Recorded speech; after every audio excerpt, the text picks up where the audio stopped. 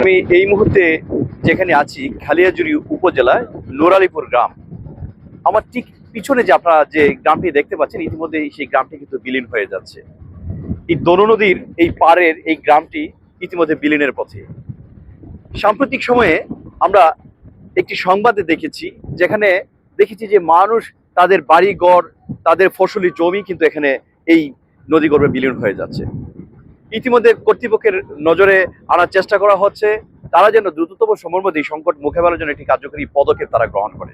আমরা এখানে দেখেছি যে মানুষ যারা ঠিক আমার ঠিক পিছনে যারা দাঁড়িয়ে আছে এই ভাঙ্গনে এই এরিয়াতে, তারা বলছে দ্রুততম সময়ের মধ্যে যদি একটু রক্ষণাবেক্ষণের ব্যবস্থা করা না হয়, তাহলে পুরোপুরি গ্রামটি কিন্তু বিলীন হয়ে যাবে।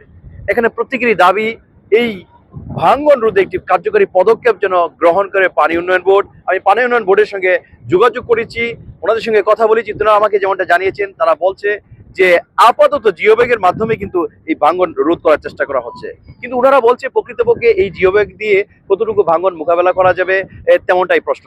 তারা বলছে যে একটি স্থায়ী পদক্ষেপ যেন গ্রহণ করা হয়, অন্যথায় এই পরিবারগুলো নদী গর্ভে একেবারেই এই বিলীন হয়ে যাবে, তাদের বসত বিটা সহ।